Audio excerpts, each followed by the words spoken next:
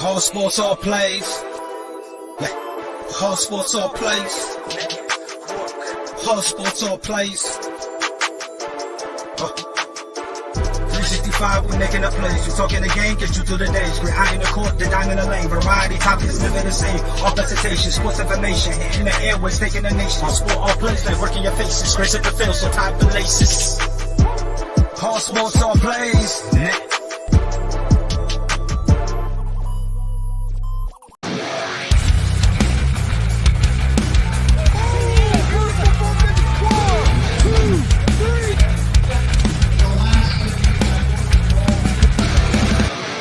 That'd be absolutely devastating.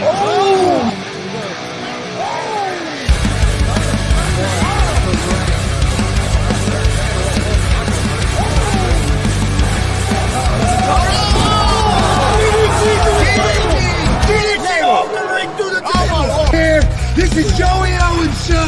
They've been trying to get me on this broadcast forever, and this is the worst damn broadcast I've ever been on.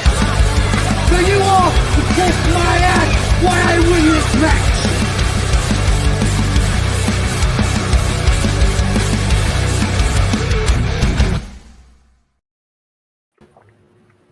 All right, what's happening, everybody? Welcome to G.W.R. Gonzo'S Wrestling Room, August 5th, 2024. I'm Chris Gonzalez, joined by Tony Gonzalez, also joined by Marcus Fine, as always. And then tonight, joined by the Buck Sexton. How's it going, guys? What's popping, y'all? Things going pretty well. We'll jump right in. Going good, other than it's hot. It is a little warm. It's warm. Yeah. We'll jump in, Marcus, with the Independent Wrestling Report. We'll let you start off, and then we'll let Buck chime in some on the show he was on, and some exciting things happened. So, right. Well, we got some other things we need to cover first. We want to send out our prayers and condolences to Judy, Casey, and Will in the loss of Big Jim, Mr. Jim, over the last Monday, I guess it was.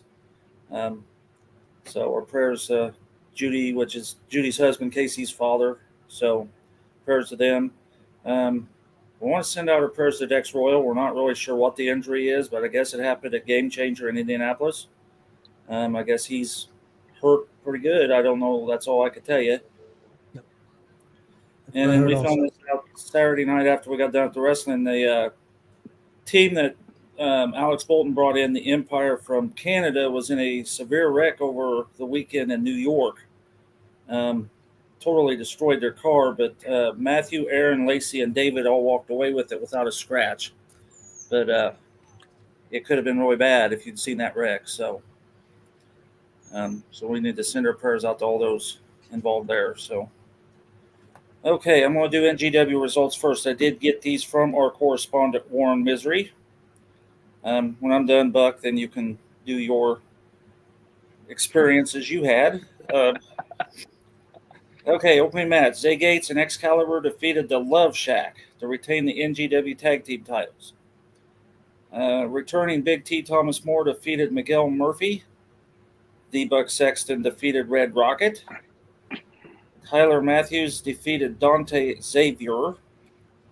Cecil Cerveza and Tyler Scott defeated Colby Jack and the Blue Mako. And main event saw King Mitchell Taylor defeat NGW champion Jason Levi via countout, when the Omen John Downs pulled Levi out into that entryway there in front of the building, and it allowed the King to get back in the ring before the 10 count. And after that, Lawrence Bonhoeffer immediately suspended John Downs for 90 days, and the rematch has been set for NGW's October show, Jason Levi versus King Mitchell Taylor for the NGW title. So, all right, Buck, you're up. Yeah, there was some interesting interactions, let's put it, that have been going on as of late at NGW, and as not only an in-ring talent but also a promoter. I kind of wanted to jump on because I know a lot of fans watch this show, and I know a lot of fans watch the live streams and things, and just say, let us do what we do and stay in your seat. All right. This is over the weekend, the third time in the last 4 shows out there in Crawfordsville, which I'll speak that I love the fans that interact. You hate me, that's fine, all right, because I don't like y'all either, but I love the energy. But you have to stay in your seat, all right. This Saturday, after I made light work of my opponent, a fan decided that they needed to reach in the ring and try to grab the microphone from me during the post match announcement of myself being the victor, and not only that, but at the end of the show last month, a fan during teardown ran over and tried to get in my face, both him and his companion, I don't know, wife, girlfriend, dog, whatever she was to him, decided to get in my face and physically try to intimidate me. First off, fans, the last thing we want to hear as professional wrestlers is that you have any type of background in combat, because if you do, get in the freaking ring, all right? Go train, learn how to do this, learn how to do what we do, and get in the ring. All right. Don't get in my face and tell me, oh, I did MMA. No, you got beat up in your backyard by the bullies. All right. That's what happened. All right. A few months ago, I got shoved during my ring entrance. All right. But it's too often nowadays that people are taking their $10 or $12 or $15 or whatever they're spending from the government's money that gets sent to them, and thinking that they have the right to get within the distance of me or any of my fellow competitors where we can smell your breath. I have a new rule. If I can smell you, I'm putting my hands on you, period. All right, this is too many times where people are trying to cross over that barrier from the entertainment side, and I understand that is what we are here for. But your ticket is not you paying your money is not a ticket to get in our face, to touch us, to try to start anything with us during the show. And I think that fans need to be kind of brought back down a level on what exactly is going on when they're at the shows.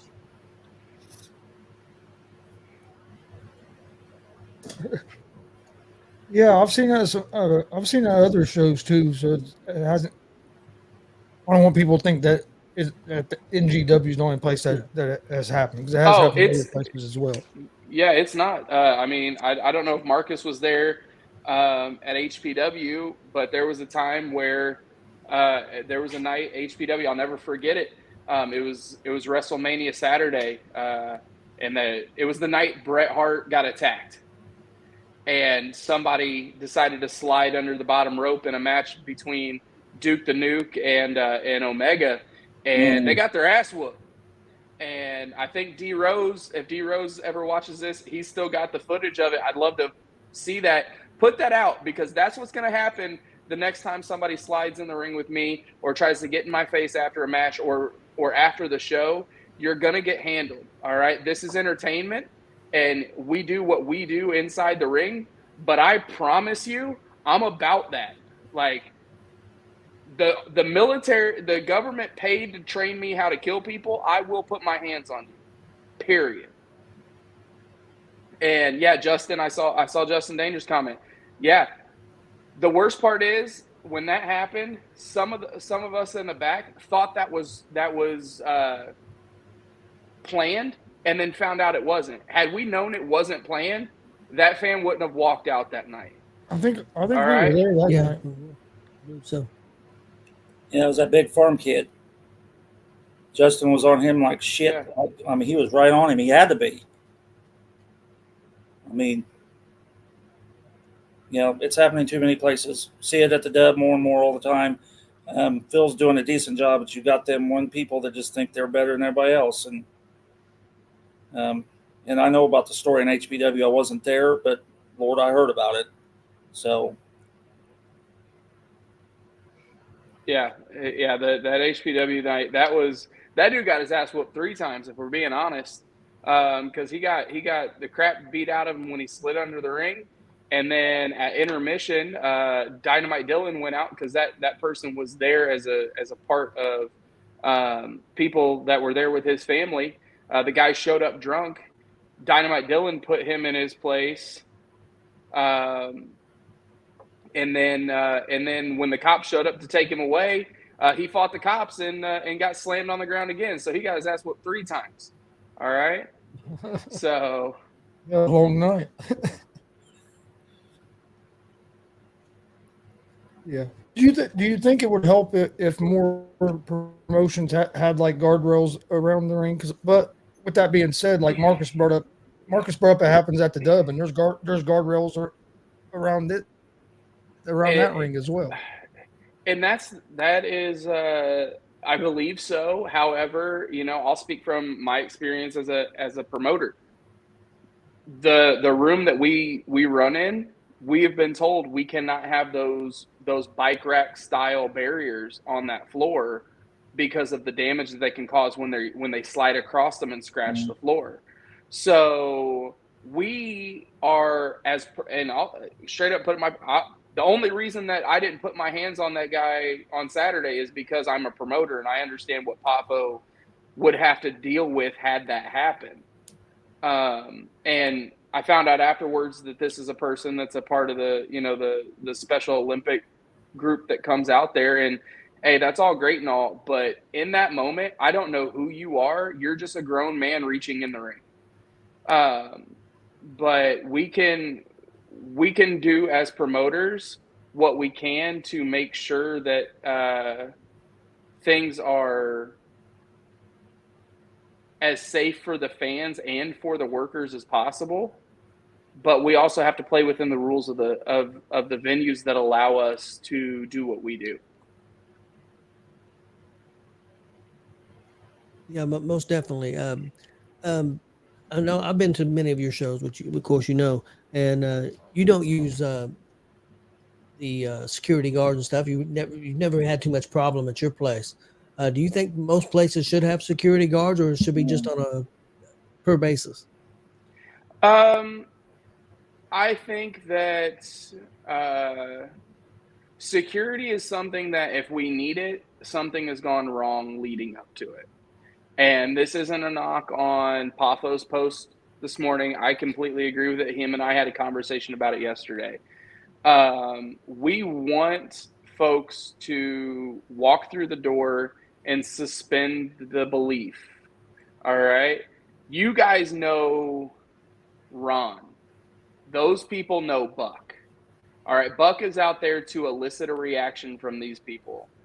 However, they have to understand that they don't get to go to an NBA game and run on the court when they don't like a foul call. They don't get to jump the barrier. They don't get to jump the wall at a baseball game because they didn't like the strike or the ball that was called. Like, you have to understand that you are paying to be entertained. You can't go through the screen at a movie just because you hated the villain. All right. And that's what we're doing here. And we're here to provide a getaway. And the last thing we want is to be put in a position where we have to get physical with somebody who is threatening us, especially as a heel. Like, if you're threatening me like that, I after the adrenaline subsides, all right, I did my job Saturday night because I had a group of people that wanted to kick my ass.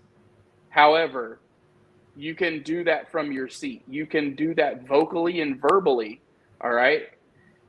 But the downside is some of these people only understand grunts, and it's whatever. I mean, that they eat crayons for a reason. You're there to be part of the show. You're not there to be in the show. So exactly. I mean, that's what the fans are going to understand. You can be part of the show. Yeah, that is 100% how I feel. Of if you have that much of a problem with me, there are plenty of places to go learn how to do what I do and get in the ring with me. Until then, just boo or cheer from your seat and stay in your seat. Yeah, 100% agree. I mean, no doubt about it. Marcus, how many times with all the shows you've went to have you seen incident like this? Maybe a dozen. Okay. You see more shows than anybody, so. Well, I've seen it at a WWE live event once. Well, that's been years ago, but they were on him quick too. I've always been told, and Top Notch Wrestling in Indianapolis, the police officers actually said, people cross that barrier, they're free game. You can't touch a fan unless the fan crosses the line. Then when the fan crosses the line, have at it. They will not hold the wrestler accountable if the fan crosses the line. So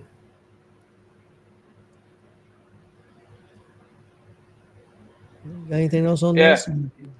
I mean, there's a pretty famous video, if you look it up on YouTube, of a fan trying to slide in during a match between, I think it was Triple H and Stone Cold, and Triple H and Mike Chioda put the boots to this guy. Hey, thanks, Warren. You know, it was probably the hardest thing I've done in wrestling, was not putting my hands on anybody that night. Granted, I'll apologize to any of the children that heard the words that I used, because I dropped several F-bombs, as you could probably hear in my clip yesterday. But there's a time where Buck turns off and Ron turns on, and I don't play with that.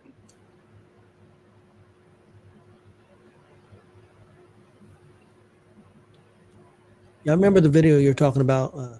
I remember one also. It was in NWA, an Arn Anderson name. I remember a guy coming in, and he just barely got underneath the ropes, and they just started stomping the heck out of him. I remember that, and I remember Triple H said that we were there to protect Stone Cold, because Stone Cold is the good guy. He couldn't do anything.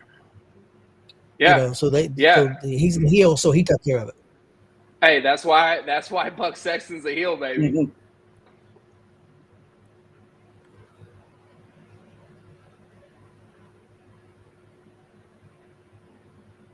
Yeah, you get in the ring, you're fair game.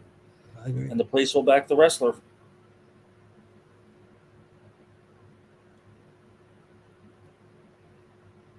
He doesn't like your hat, Warren.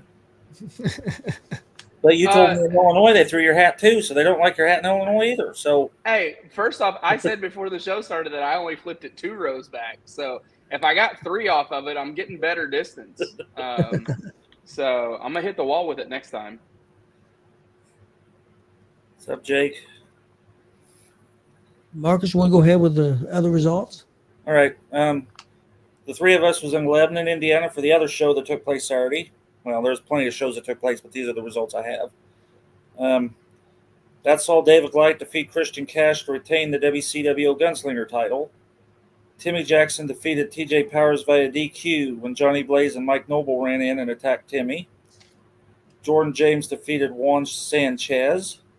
Max Sterling and Austin James defeated Mike Noble and Johnny Blaze. Jackson Morgan defeated Cameron Cross. More like destroyed him. Yep. In the upset of the night, Zach Nova defeated IK3. And main event saw Hidari defeat Phoenix and Zay Gates in a triple threat match. Yeah, it was a very good show. And the Zach Nova IK3 match, for me at least, was the match of the night there. They really got the crowd into that match, and it was very good. It was a very good show. I was really impressed with the show that they put on. Not a huge crowd, but the crowd that was there loved it and was very loud. So it was a good show. And from what I understand, NGW had similar numbers as WCW did. They matched attendance. Okay.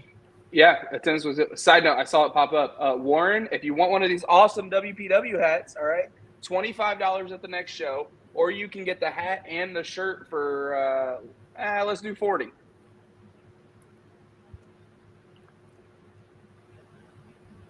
Marcus, what did you think of the show Lebanon on Saturday? I thought it was fantastic. They always put good shows on in Lebanon. Yeah. But yeah, I thought it was really good.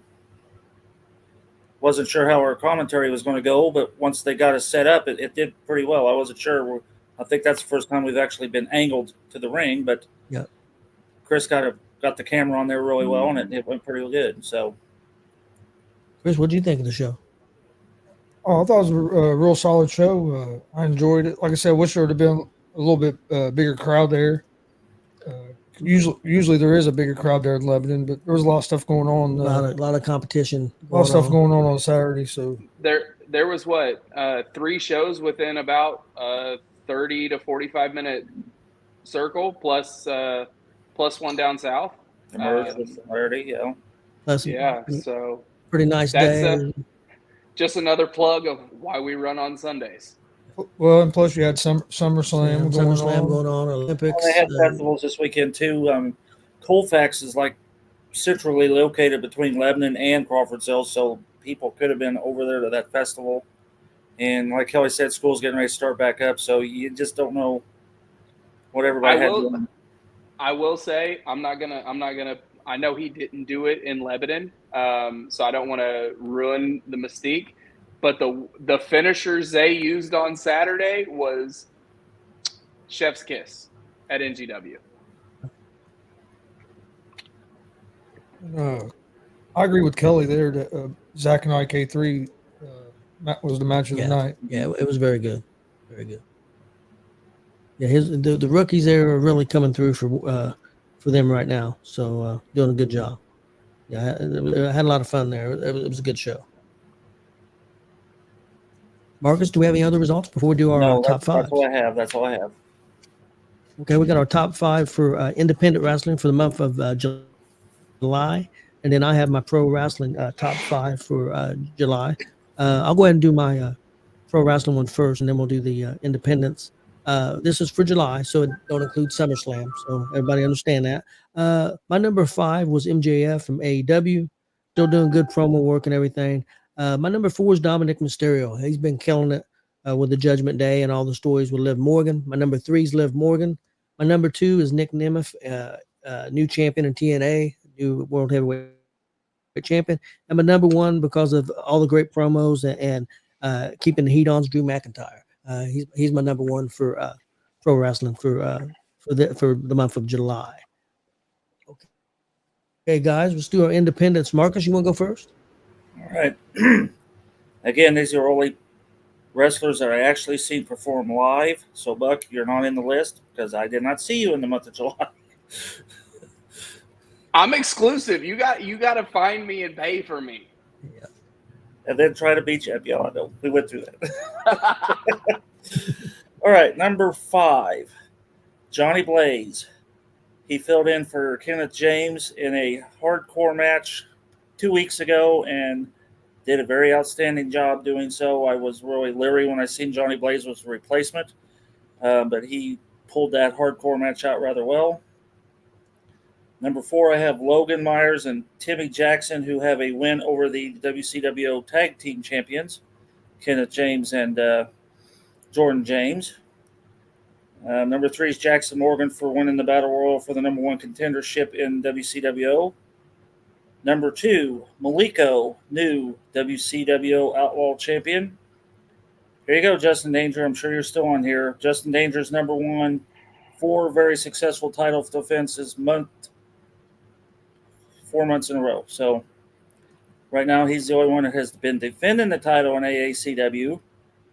And he's got 3 wins on Bobo Jr. and 1 on Mr. Party, Preston Riker. So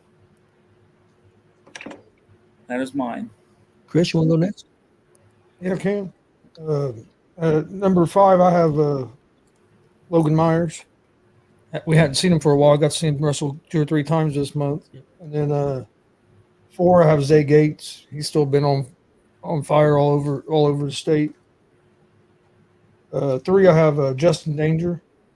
Like Marcus said, he's been everywhere. Number 2, JB. Just won the WPW championship at Fair Fight. And if I had been there, he would have been on the list. Hey, yep. Can I peel the curtain back a little bit on that? Go ahead. He didn't know. I'd heard that. Well, I talked to him Sunday after, and I still had to hold him down to get the picture because I was afraid he's going to just float off because his head got so big, and he was excited. Yeah, that was there's been a few of those at WPW, and that one ranks right near the top of one of my favorite matches that we've ever had. Well, and it would have been a match of the year in candidate if I had been there live because the match was outstanding. So Hey, you saw Very it. good. You saw it on live stream. It counts. Actually, And it wasn't. at number one is another guy that was actually in that match, IK3. Okay. My top five. My number 5 is Hidari, who got a big winner with Vinny Vachetti there at FEW. Mhm. Next is King Mitchell Taylor, who's pretty much taken over FEW, him with his group. My number 3 was somebody I'd never seen before, Crystal Moon. I was really impressed with her. She's from Canada, but she made her debut on FEW. She was one of the ones in the car wreck, by the way. Yes.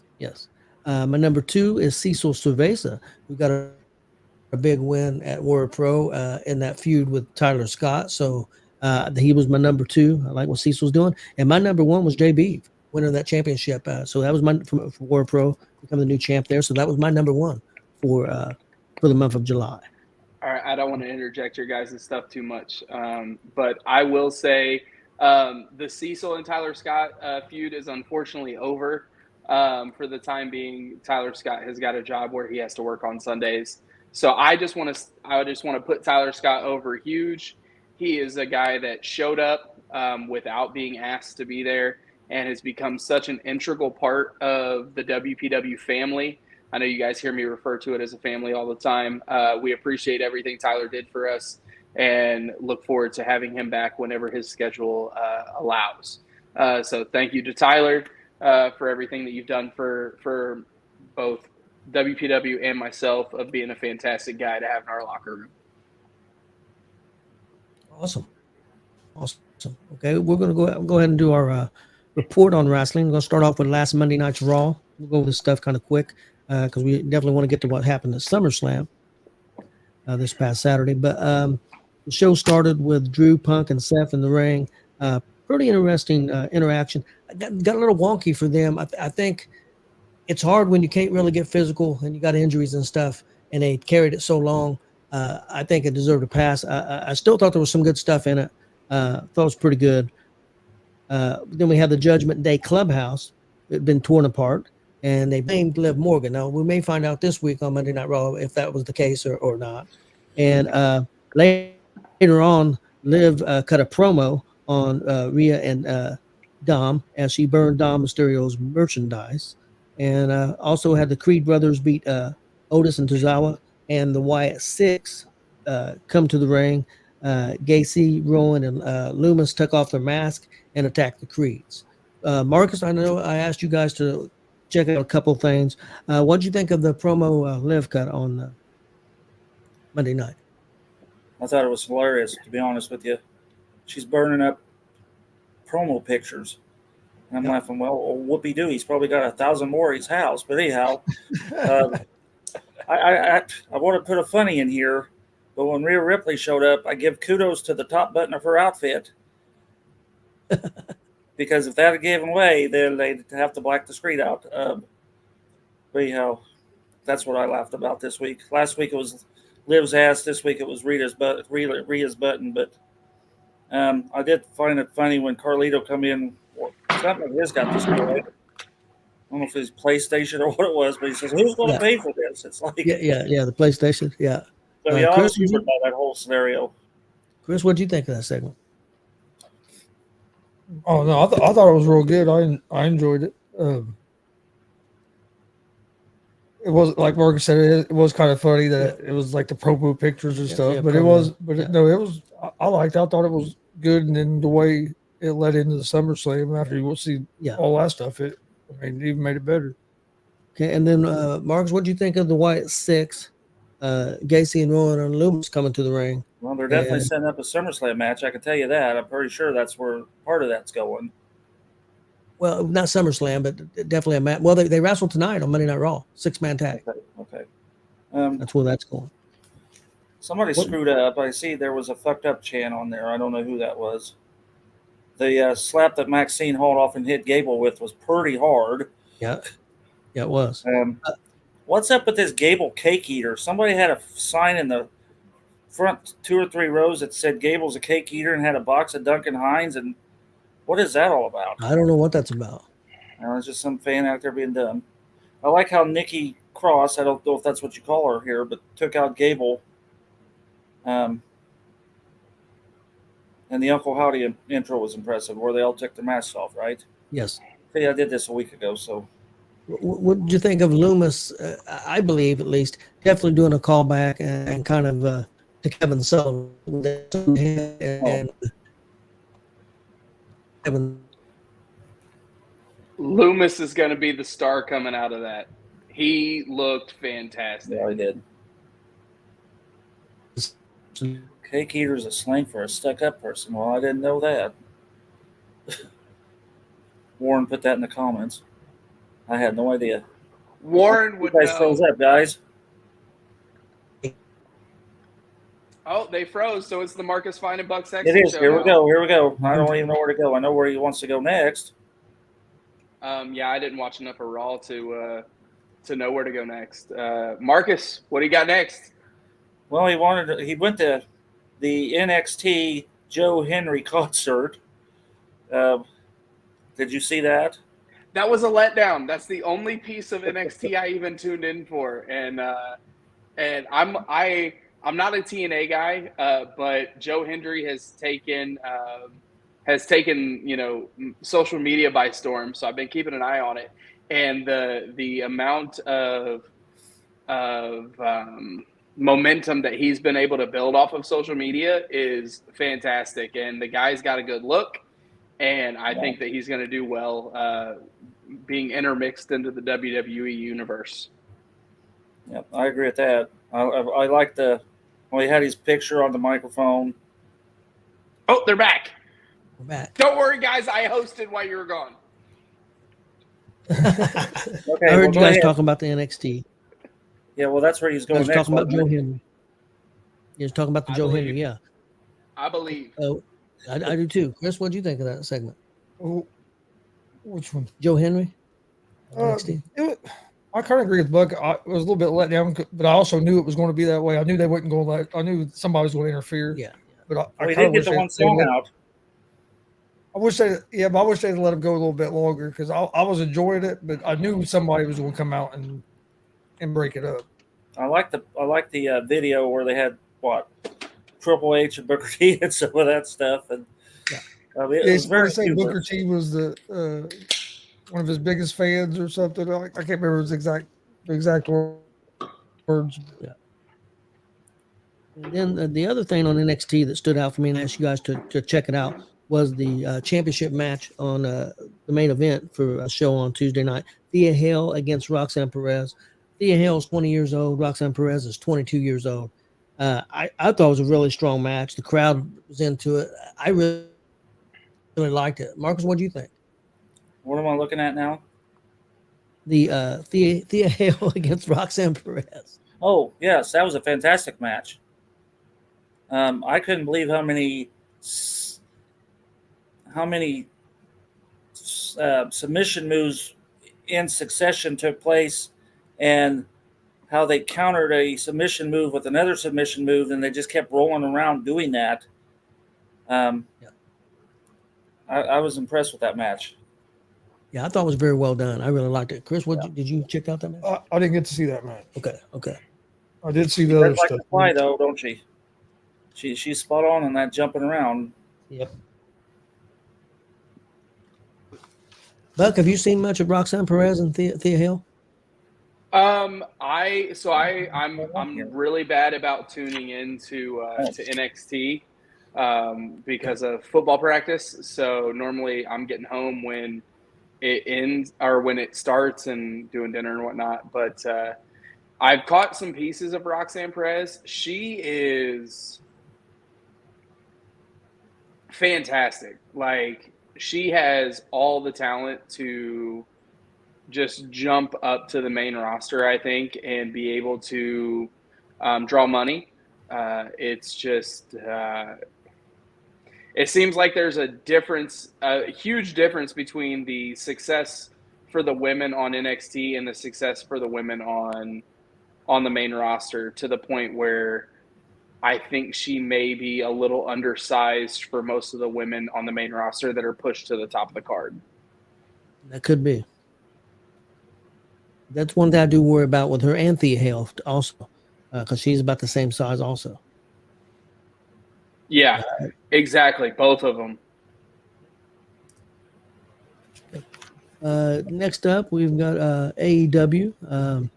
MJF and Osprey cut a promo, and then Osprey wrestled Lance Archer. Osprey beat him, but everybody beats Lance Archer. How can you be 6'9" and a beast and you lose every time that they show you on TV? MJF attacked him after the match. Then we had the Bryan Danielson addresses the fans, and Swerve Strickland addressed Danielson. Danielson promises if he loses at All In that he will never wrestle again. Marcus, what do you think of that promo? Well, didn't he already say he wasn't going to wrestle again anyway once his kid turned 7? He had said that, but it had never been made official. Supposedly, this is supposed to be official. We'll see. I'm trying to read what I have here. It says this is his last contract with AEW. It just expired, right? Like within a few days ago. August 1st.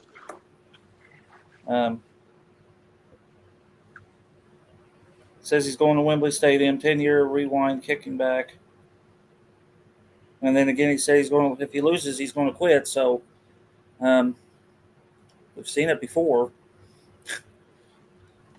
We've had wrestlers say that before, and 6 months to a year, he'll pop up again. There's only one way to retire in wrestling. Die. Thank you. Yeah, that's true. I guess. Ultimate Warrior's Ric proof. Flair's going to do another. Ultimate Warrior's proof of Ric that. Flair's going to do another match. That dude cut a fantastic promo and died the next morning. Yep, sure did. Ultimate Warrior did. That's what I've been telling him. Ric Flair is not done. He's going to do at least one more match. Watch. A week later, after the last match pay-per-view, he was talking about getting back in the ring after he died on the apron. He pretty much did die on the apron. We was watching that live. That was crazy. But he'll do the other one. Yeah. Hey, I can promise you this. When Buck Sexton says he's done, it's over. I promise. Hold me to that. Okay, so now do you think Danielson's going to win it? I don't watch AEW because it's I don't garbage. I don't either. I only watch it because Tony makes me do some homework over it. And I only watch what Tony has me watch. I don't watch anything else. I think Danielson's probably going to win it, and personally, I think it's a mistake because I think Swerve's a great talent. Swerve and is spot on. I think you hurt Swerve if you do that. Here's the thing. Here's the thing that the reason why Danielson will win is because AEW can't afford to have the title on somebody who is not tied to WWE at some point in their career. Because, and I'm not talking NXT because Swerve was on NXT, but I'm talking main roster, big time name.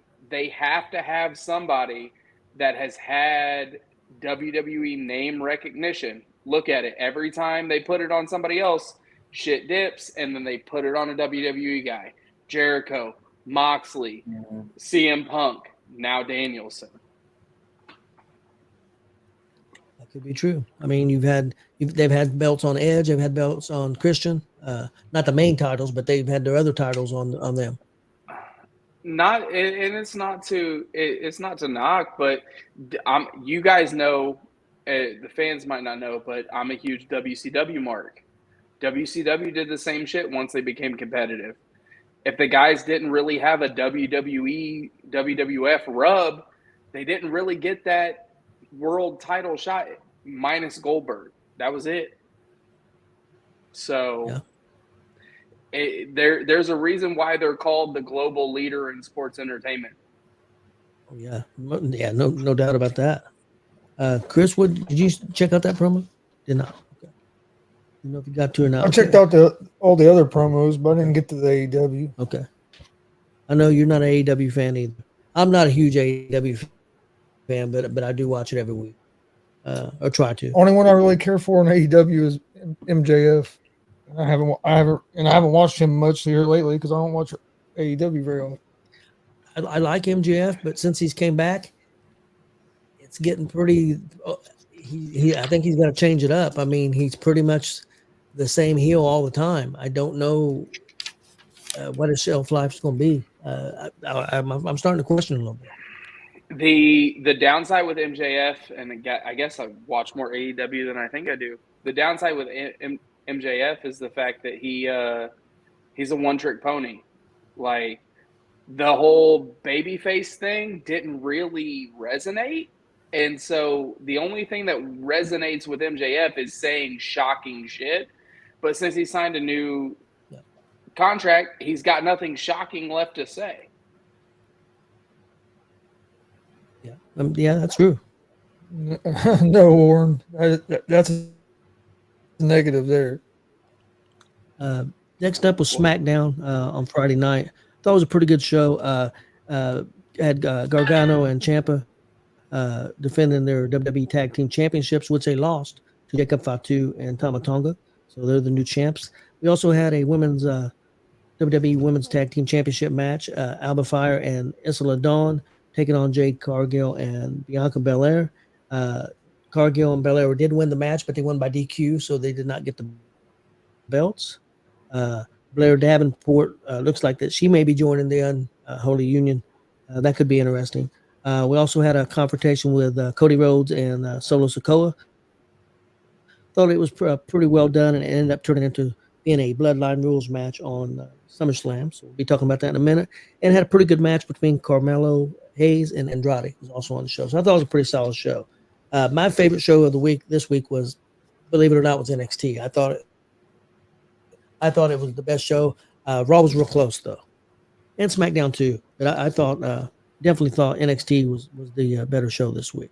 Some quick news and notes before we go to our SummerSlam thoughts and reviews. First of all, tonight on Monday Night Raw, the Wyatt Six will be taking on Gable and the Creeds. An interesting fact on that'll be on, for one thing, it'll be on Raw's on Sci-Fi Network, so everybody don't forget about that. The other thing is in Baltimore, Maryland, and that's where the original Wyatt family debuted.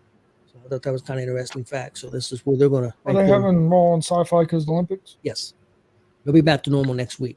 Another interesting note: Jacob Henry signed, son of Mark Henry, signed with the WWE. He is wrestling at the University of Oklahoma right now, but he is officially signed with the WWE. It's going to be interesting to watch and see what he does in the future.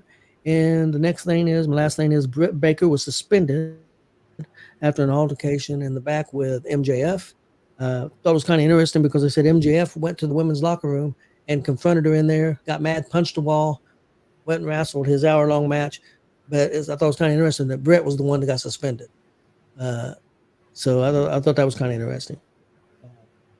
And next up is SummerSlam. First of all, the first match of the night was Liv Morgan against Rhea Ripley. Liv Morgan retained the championship with the help of Dirty Dom. So what'd you guys think of that match? Buck, what'd you think of that match? I if you can ask anybody in the locker room from NGW, I went 7 for 7 on my predictions for that night. I'm loving the story. I am absolutely loving whatever's going on. The real question I have is, how does Dom's real life wife feel about all of it? Oh, no kidding. Yep.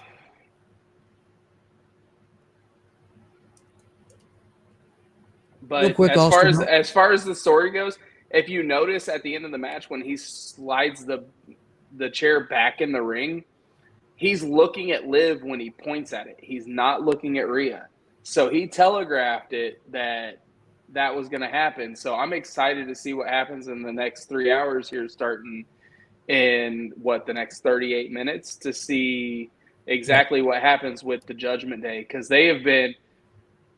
I've enjoyed the Judgment Day storyline a little bit more than I've enjoyed the Bloodline storyline over the last couple of years, because the Bloodline has been kind of predictable, and I guess we'll get to that at the end of this review. Yeah. The Judgment Day has definitely had more left turns when you're expecting a right turn. So, and if you're on TikTok, there was something that was pointed out in the fact that there's a lot of X's all over Liv Morgan's new T-shirt, which points to Finn Balor. So I'm excited to see what happens between 8 and 10 Eastern tonight. Yeah, it's going to be interesting for sure. I wanted to address something. Austin, my grandson, brought up the fact that he didn't understand why they took the belts off DIY. I understand because you're a big DIY fan. I am too. I like them guys a lot. I told you 2 weeks ago when they won the belts that they were going to lose them belts to the bloodline because they're going to try to build up the bloodline. So it didn't surprise me. I'm not saying I agree with. I mean, I think Triple H knows what he's doing, knows a lot more than what I do. But I would hopefully DIY gets them back at some point. But they're trying to build up the bloodline, so that's why they got the belts. I love the match. Actually, I thought the show was great, but I thought that was my favorite match of the show. I really love the Liv Morgan match. I love the facial expressions. I love the fact that I don't think her shoulder was really hurt, but it seemed like it really was. I don't know how they made it look like that, but it sure looked like it was messed up. I really enjoyed that match. It was my favorite match of the show. Marcus, what do you think? Oh, I agree. I wouldn't say it was my favorite match of the show, but I like the way it was presented. I think Rhea has that ability to be able to pop out her shoulder out of socket because she knew. I thought it was weird how she didn't just have Dom grab it and yank it back in place, that she rammed the announcer's table and then rammed the ring post to get it put back in place. I would have figured she'd have Dom grab it and yank it back in spot, but you hit the thing about the facial expression, especially at the end when Dom laid the kiss on Liv. Rhea's facial expression was like, "You're dead." I mean, you could just see she's like, "You've had it." I like how Liv played the early mind games where she in and out of the ring, in and out of the ring, in and out of the ring, making you could tell she was screwing around with Rhea's head, and it worked. Definitely chicken shit heel. Yeah, definitely. So, I love the match. Chris, did you get a chance to check out any of that? Yeah, I thought it was a good match. I agree with you guys with the facial expressions and all that stuff. I really enjoyed. I think the storytelling that they've done with all that's been awesome. Yes, definitely. Next matchup was the Intercontinental Championship match. Sami Zayn, the champion, taking on Braun Breaker. Match was like under 6 minutes long. I've heard some people complain about that. I didn't have a problem with it.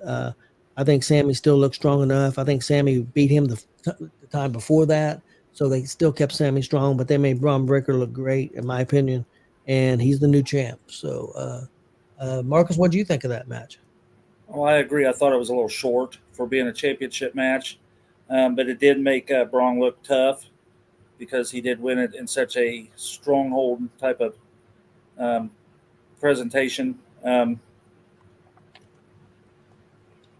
was glad Braun won it, and I know the Steiner brothers were in attendance. Yes. If you had seen that as well, and they were very excited. I'm glad Braun Breaker won it. Like I said, I would have liked to have seen it gone a little longer. It was like an abrupt ending, but the spear was an abrupt hit, so it made sense that it was an abrupt ending. So, I agree, and like I said, I think Braun's going to be a big star, and I think Sami's going to move on to other things. I still personally think Sami's going to be involved in this bloodline stuff again. So that's my personal opinion. That'd be fantastic. So that's definitely where I think it's going. What do you think, Bud?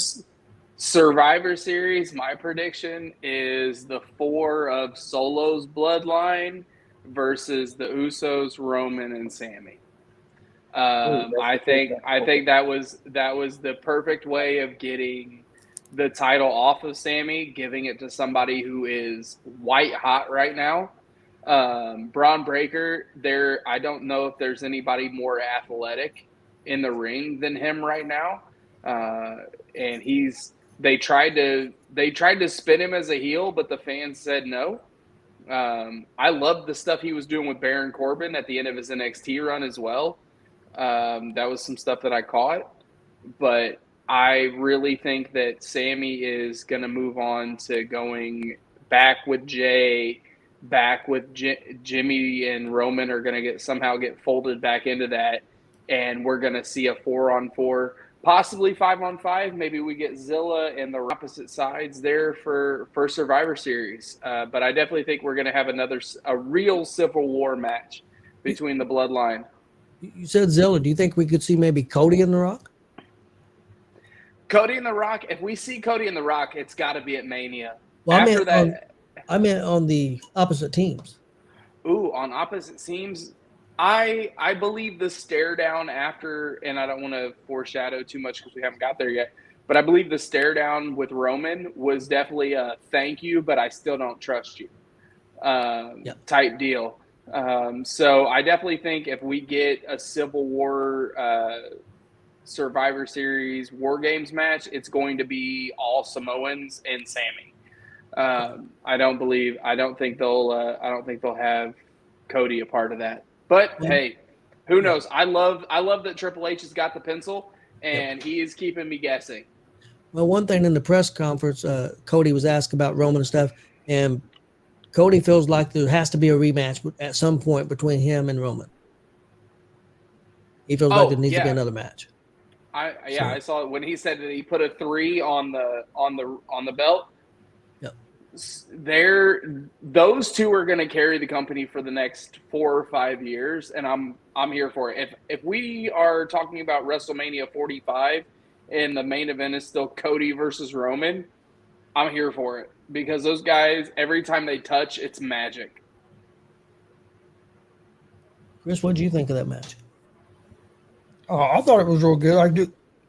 I mean, it could have been a little bit longer, but you also can't have every match be 15, 20 minutes long either. I mean, you have to have some differences in the show. But no, I thought it was a real solid match. I enjoyed it. Yeah, I did too. I think I agree with Braun Breaker. I told you this last night that he might be the most athletic person in the ring right now. Yeah, he's so quick too. I mean, him and Logan Paul. Logan Paul's all athletic too.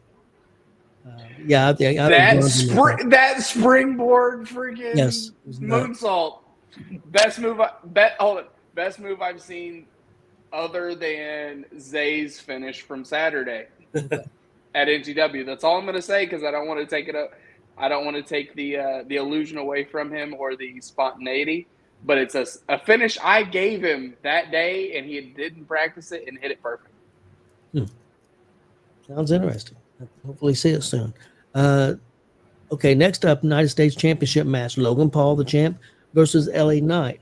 And we have a new champion with LA Knight. Yeah. Yep. Marcus, what do you think of that match? Well, I got a few things to hit on that match. For one, I like the fact that they brought up that Harley Race was the first U.S. champion. Did you hear that in there? Yep.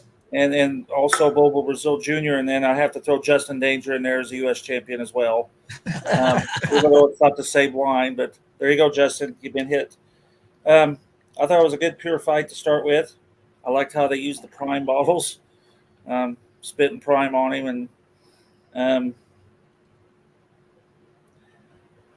the very end of the match with the brass knuckles reminded me of Randy Savage and Tito Santana when Savage won the Intercontinental title. You remember when Savage took the title off Tito? It was almost a spot-on repeat of that. Yeah. So. That's true. But I'm glad LA Knight won it. I mean, I like Logan Paul. The guy, like Buck says, the man can fly. And he's got that Michael Jordan grace to him. It's like he does pretty impressive flying. So I think they said go ahead. He is 1,000% the best celebrity to come in. He doesn't have to do this. That dude has got as much money as he needs to make the rest of his life. He is here because he wants to be here. And no matter what he gets, I can sit back and appreciate the fact that he could just sit back and do his podcast or live off his YouTube and Disney money for the rest of his life. But he is choosing to be in that ring, putting his body on the line to entertain everyone. And that dude draws so much heat, and he backs it up. Him, and then Bad Bunny, and then any other celebrity that's ever gotten in the ring. I can remember at one point in the show they said, I can't remember if it was 7 or 9, that regular matches, that's all he's had so far. I think it was 7. I don't think Yeah, they I think it was counted. 7. I don't think they counted Royal Rumble or another match, something similar to that. They didn't count them. But I think 7 single matches is what he's had.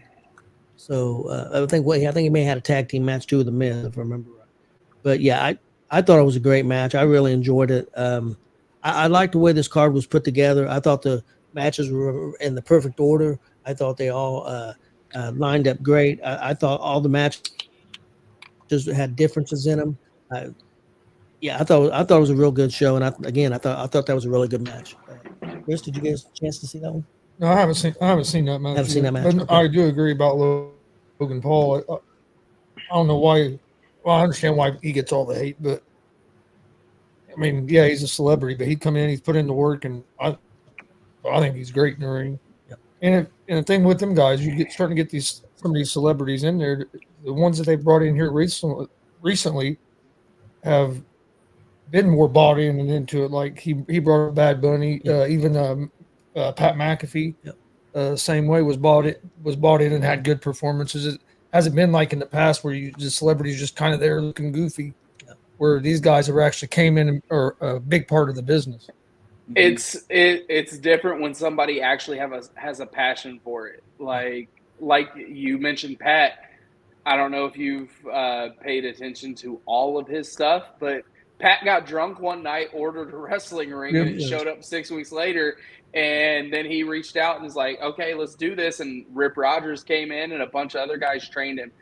The guys that love this, that want to be a part of it, are awesome.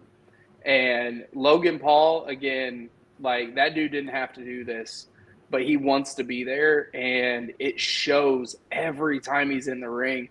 And for the people that knock him and say, oh, he doesn't deserve this or that or whatever, Logan Paul is the first celebrity that I could say deserves to be world champion one day, because that dude cares about the sport. He loves what we all love. And it's fantastic to see somebody that doesn't need to be there putting their effort into it. He's not boxing anymore. He's strictly focusing on being the best WWE superstar he can be. And I'm here for that. Yeah, I agree. I'm also excited for LA Knight. He's been in the business for quite a while, I think over 20 years. I'm hoping things will continue to go well for him. I think I still think the crowd's with him. So hopefully big things for him too. Yeah. Next up. No pun intended. Yep. Next up, we got WWE Women's Championship. Bayley, the champion, taking on. Oh, you forgot something. What I forget? You forgot the Otis massager gimmick. Oh, right. Okay, you want to talk about that? There? Okay, you want to talk about that? Let's go ahead. Well, no, I just thought it was funny because I was yelling, "This ain't Netflix yet." But I really thought Otis was going to drop that thing in his pants. I thought I didn't know what the hell. I didn't know what the hell he was doing. It had me worried. You know what we're talking about, Buck? Otis and them were talking about that group. I'll be honest with you. So the hotspot on my iPad ran out right as the show started. There was a sellout around my iPad in the locker room of NGW. And then all of a sudden I'm standing there and people run up to me and said that the iPad crashed. And so I ran over there. My hotspot ran out. So I'm a cheap fuck. I didn't pay for any more. Oh, my bad. You're right.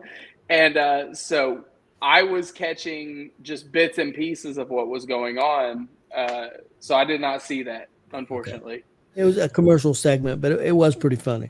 Yeah, I really thought. Okay. Next up, we have Bayley, the champ, against Nia Jax.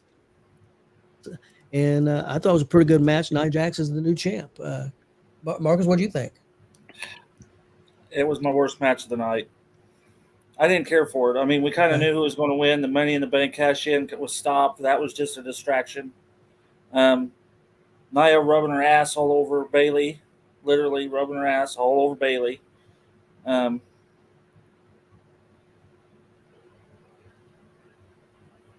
don't know what else to say. She's the champ, and I didn't care for the match.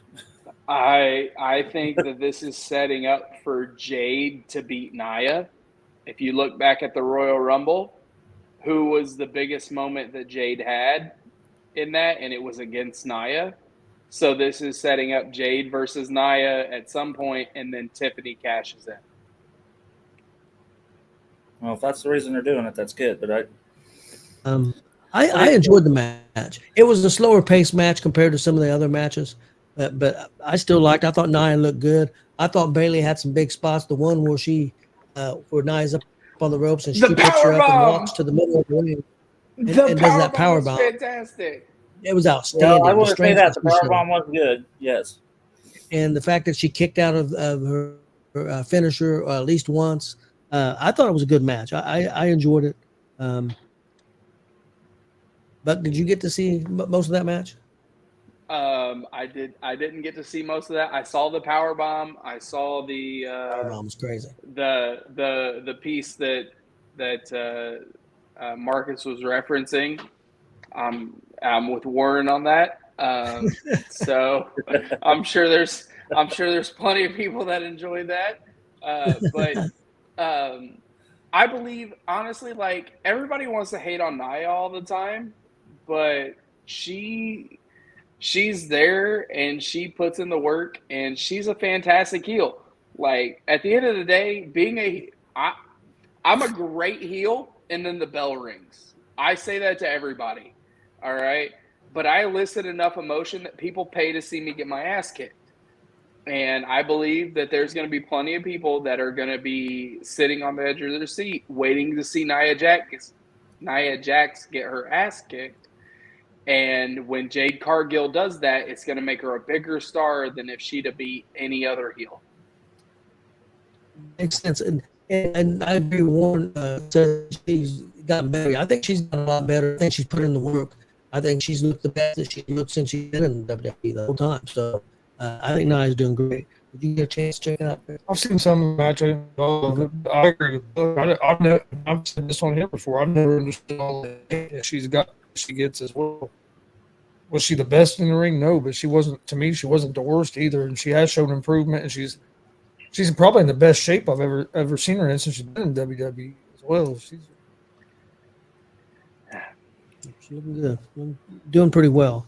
Okay, next up we had the match with CM Punk and Drew McIntyre with special guest referee Seth Rollins. Marcus, what did you think of that match? I loved it.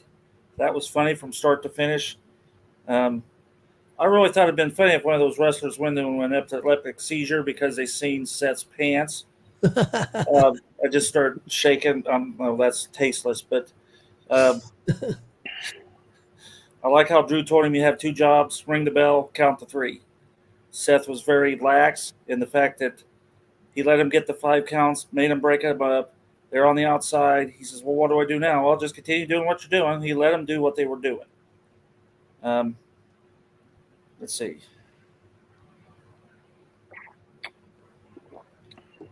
Said he was going to kill him, and he says he's still moving. I don't know what I was saying down here. Yeah. Okay, now Seth was. I do have some. The damn bracelet. That's where the bracelet was involved, right? Yep. Go to the damn preschool and have them make you another bracelet. That wasn't like a gold bracelet. It was a kid's craft. Go fight a kid, have them make another one. And what could you possibly say to insult somebody's dog that they get mad about it? Because wasn't McIntyre the one that insulted CM Punk's dog? Well, whoopee-doo. So you made fun of his dog. I don't get that.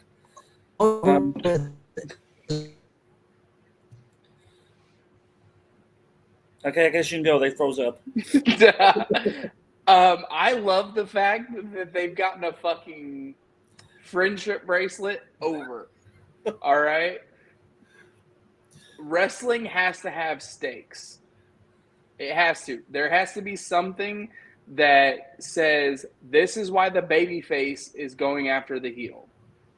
And most of the time, and I'll say I am honest at that, we fall into it's the title. The title is the only reason that somebody can go after somebody. The fact that they have made that friendship bracelet feel so important to CM Punk, it's the reason why you want to see him get at Drew McIntyre. But if you really look at the situation, CM Punk's the heel in this story. McIntyre's the babyface, but McIntyre is playing the heel, and CM Punk is playing the babyface. And Seth was the perfect piece to be inside of that. And to have all the callbacks of 97 SummerSlam was perfect. I do think that Hunter is leaning on the nostalgia callbacks a little too much because he's going to run out of them. Because this isn't the first time that it's felt like, oh, I remember seeing that same style in whatever year. But they left enough meat on the bone to have Seth and Drew and Punk all tied together because Seth hates Punk, Drew hates Punk, Punk apparently hates both of them, and there is plenty left there where we can get to WrestleMania, and I think that's where we're going, where at WrestleMania it is going to be a triple threat between the three of them to finally finish this off. And we are going to have a story that stretched from January of 24 all the way to April of 25. And that is something that no other wrestling company outside of WPW can do. And not only did the story stretch that far, with the story stretching that long, CM Punk also, for half of that, was out hurt, Yeah. and they still kept him relevant in that story. Well, yeah, is it true that was the first time he actually wrestled since he come back? That was the first singles televised match Okay. since he had came back. Because when they He said, had done- like I said, I don't follow it that much, but when they said, it's like, really? He did one house show against, I think it was Dom, and then he did the Royal Rumble, and then he tore his tricep. Okay. Yeah, I thought it was a really good match. It was really close to being the match of the night for me. Also, it was really close, and also with a couple of the other ones. But I really enjoyed it. I like the storytelling in it. I think that it's Punk, who's always been all about himself, but here he is showing emotion and caring for his wife and his dog, even though it's in a bracelet, even though it's a 20-cent bracelet. And actually that was given to him by a lady. Now that lady's she would like some, she's saying she would like to be get some money for that now, since it's been used on TV so much. I think she was kidding. So, I don't blame her. It was a gift that it was a gift that she gave Punk here a few months ago. But I really enjoyed it. Chris, did you get a chance to check out that match? Nope. I'm gonna finish the matches I haven't seen yet tonight. I got to see some of it last night. I liked how I had to turn the page where Seth said, "We don't need you here." He's still on that, not happy that Punk showed back up. Oh yeah, he went immediately to that because they have a lot of heat. I think they actually have more heat, real heat, than what Drew and Punk has in real life. Yeah. But yeah, I thought it was very good. Okay, we'll move on to the next match, the World Heavyweight Championship match with Damian Priest versus Gunther, and we have a new champ with Gunther. Okay, what did you think of that, Marcus? It was a solid match. The only complaint I thought was funny that when he hit that, he rolled Gunther over to the ropes so Finn Balor can grab the leg. He didn't have to do that. He could have pinned him right there, but he rolled him over to the ropes so that Finn could get the leg up there. That's the only complaint I have about that match because that was so obvious what was happening. Yeah, but Billy Ray, I listened to Best Known Day, and Billy Ray and them brought that up too. That was the only complaint there, and he really loved the match, and all. They loved it, but that was the only complaint there. He said right now, Billy Ray says Gunther's his favorite wrestler in the world right now. Gunther's right where he needs to be. Because is there anyone else who's more believable? There's no one else more believable. Yeah, period. Like that dude. And if you saw some of the interviews that he did over the weekend, like he is fully believable that this is all he cares about in his entire life. And I'm here for that.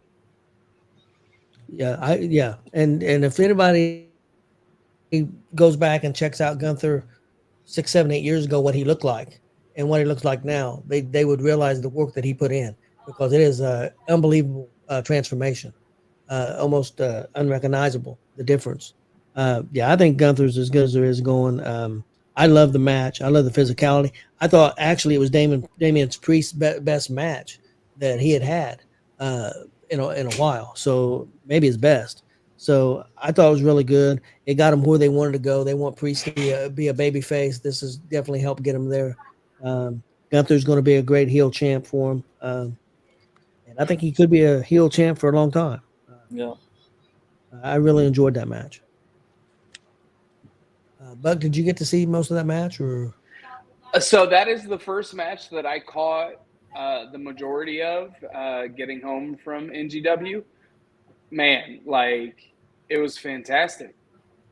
I understand that, yeah, he rolled him to the ropes and kind of telegraphed it, but you get so used to putting guys down in the middle that it's what's the word I'm looking for? It's a habit that you don't even realize you're doing. You put him down in the safest spot of the ring, and then, oh crap, yeah, I got to get him to the rope so this next spot can happen. But the fact that they have told this story over the last 3, 4, 5 weeks of, hey, what's going on with Finn? Why are Finn and Damien having so much issue? And then they paid it off in that way. I think that we get, obviously, Gunther's getting the title because we're going into Bash at Berlin, and they want to make sure they have a big name European guy at the top of the card. But the implosion of the Judgment Day is going to be so good. The rise of the Judgment Day was so good. Like, I can't wait to see what happens with effectively JD, Finn, and Dom versus Damien, Rhea, and I'm guessing Jey Uso probably gets intermixed into that. Is going to be a lot of fun. Yeah, I agree. The rumor is, I've heard that Bash in Berlin, the rumor going around is Gunther's going to take on Randy Orton. That's the rumor. I don't know if that's true or not. Them being on opposite shows kind of makes that a little difficult. I think it's. Yeah, I'm here for whoever. Gunther is on another level outside of everybody else right now, so I'm here for whatever happens. They put out a post today, I think, to help make that happen.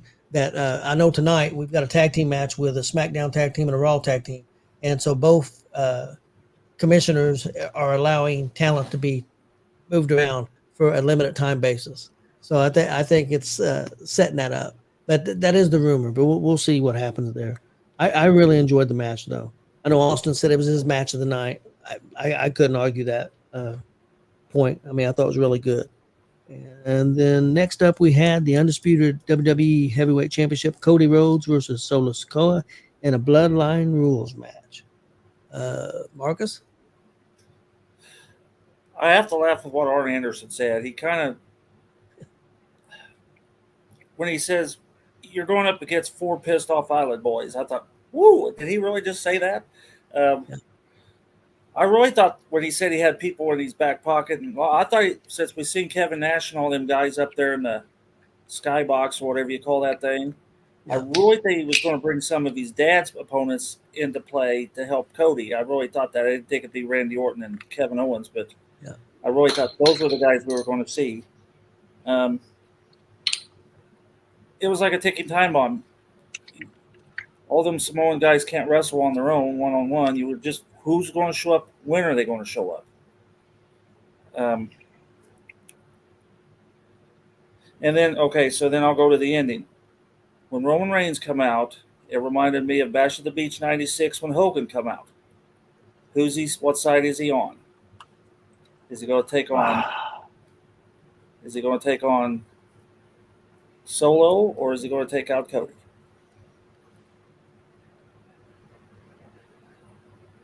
Other than that, it's just another match. I mean, it was good, but there's nothing more to brag about it. It was.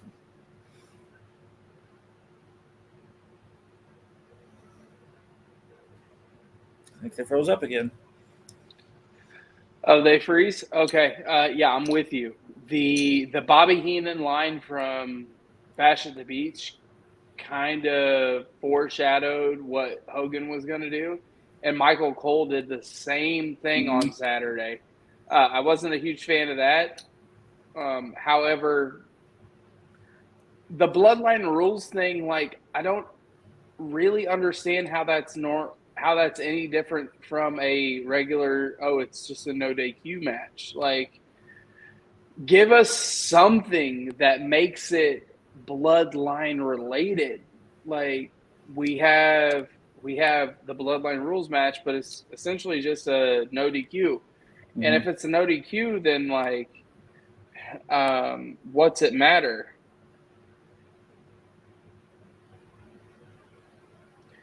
And I just don't get it. Just call it a no DQ match and move on with life. And then we have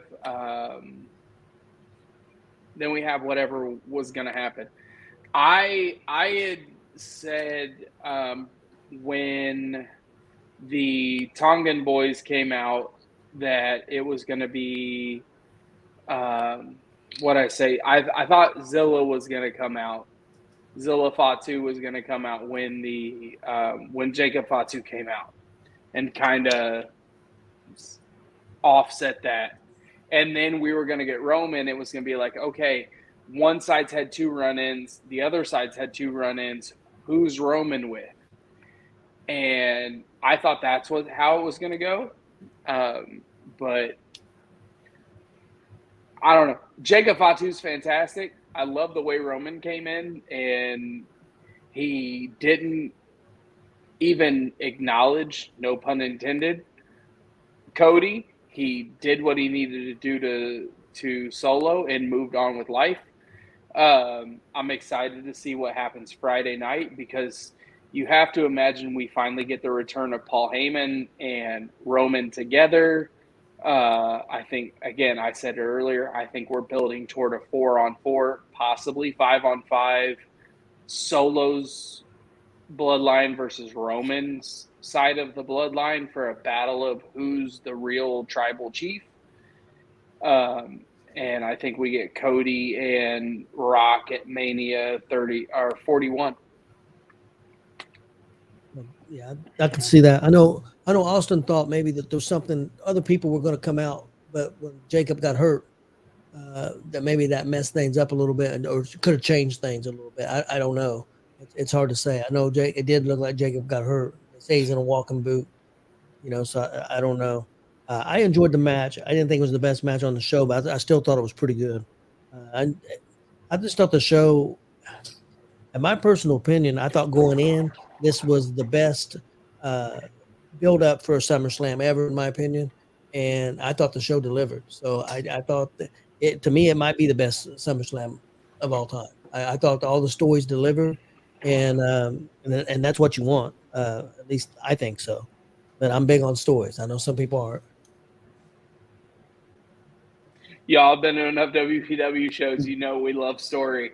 And that last night, like, I know most people think that the big 4 should be payoffs. I think Saturday night was the beginning of a lot of stories instead of the payoff of a lot of stories.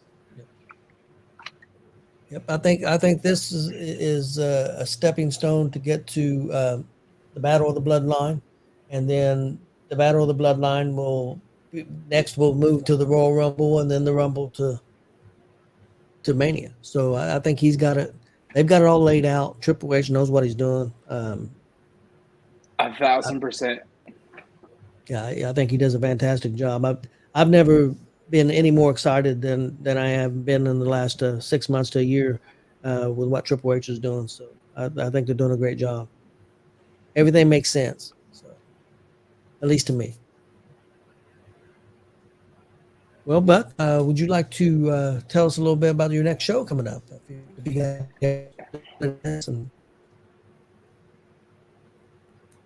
Yeah, give me 1 second here. So let me pull it up here. I'll just go ahead and announce the next card for WPW. What do you think about that? Okay. We haven't done that before. So the card for, gosh, I've gotten this wrong so many times. So let me get the calendar pulled up here.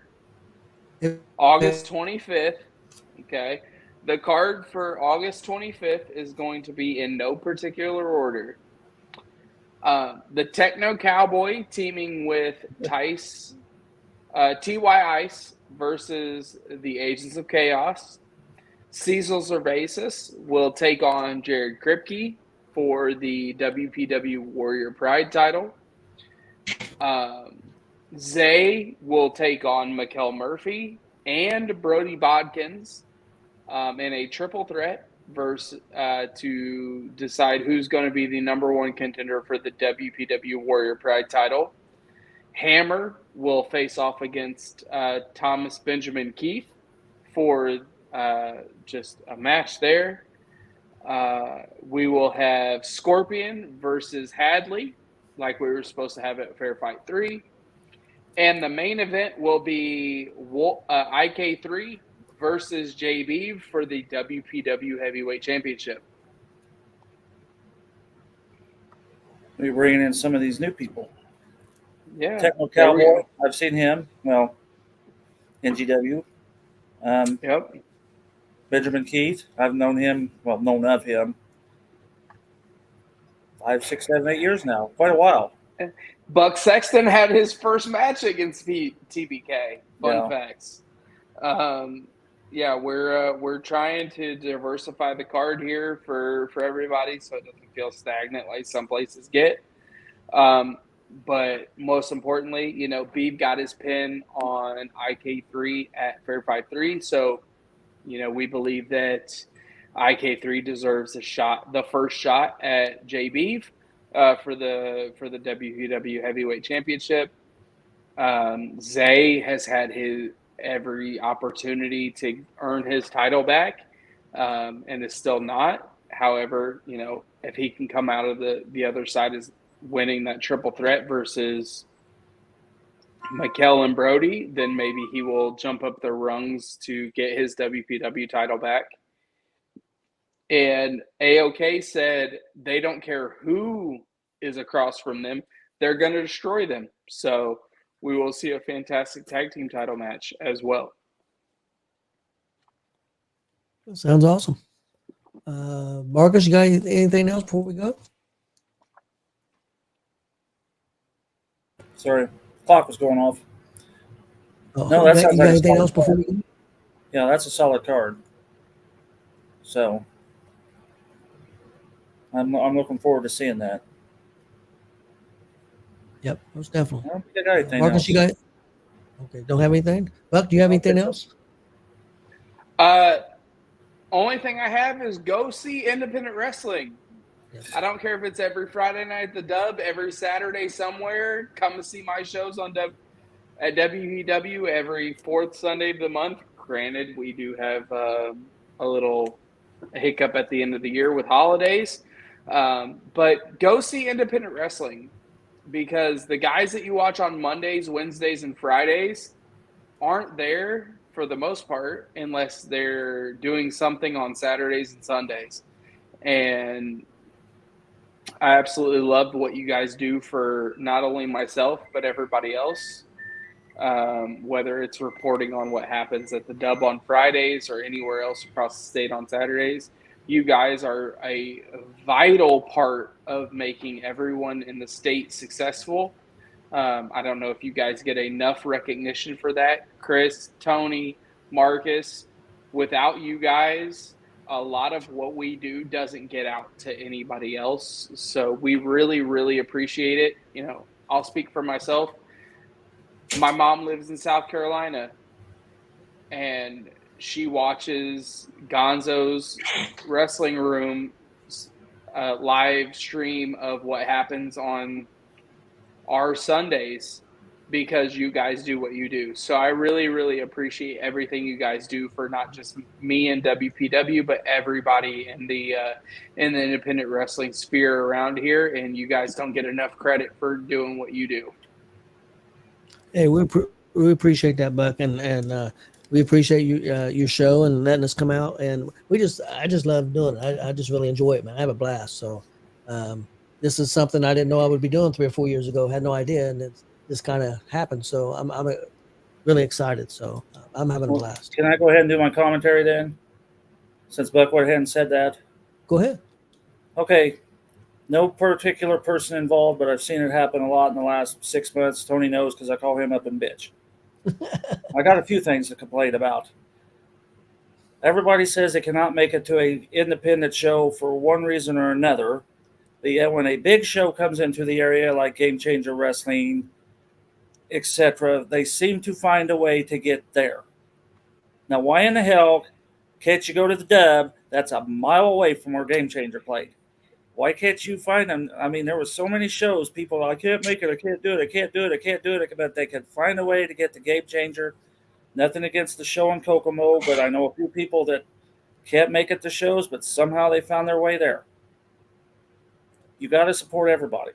And I know it takes a lot of people, but if you're going to be a true wrestling fan, you got to support the guys in the independents as well.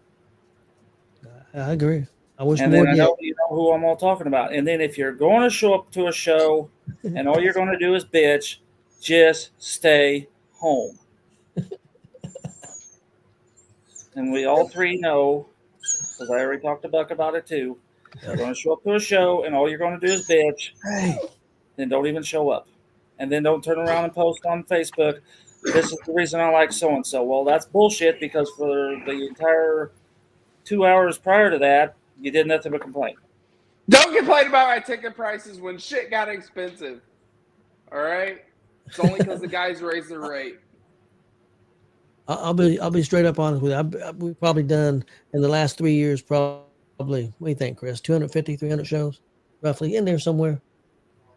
So, and I've maybe seen Something like that. maybe one show or 1.5 shows that honestly I didn't care for. I mean, I just didn't think, so or bad. So I mean, it's very seldom you're going to go to an independent show and not get your money's worth. Whether it's $10, $15, $20, they usually put on some pretty good entertainment. And also the other key to that, you're up close. You're not at a stadium. You're not at a place where you're sitting 400 feet away or further, and you have no access to the talent. You can be a part of the show. Don't be in the show. I'm not asking you to do that. You can be a big part of the show, and you can have a great time.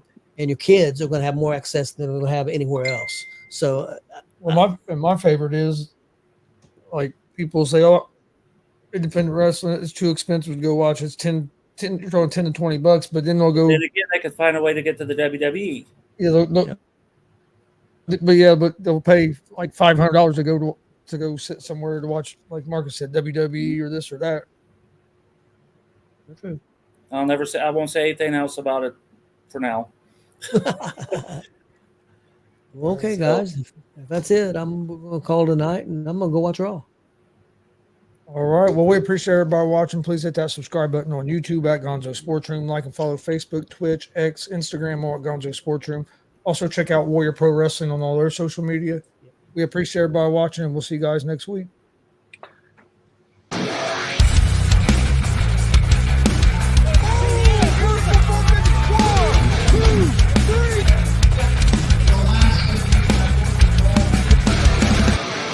That'd be absolutely devastating.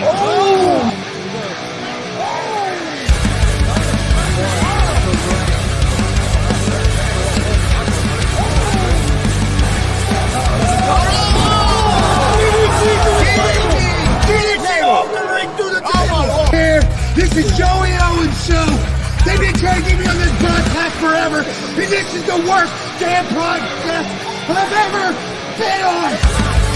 So you all can kiss my ass while I win this match.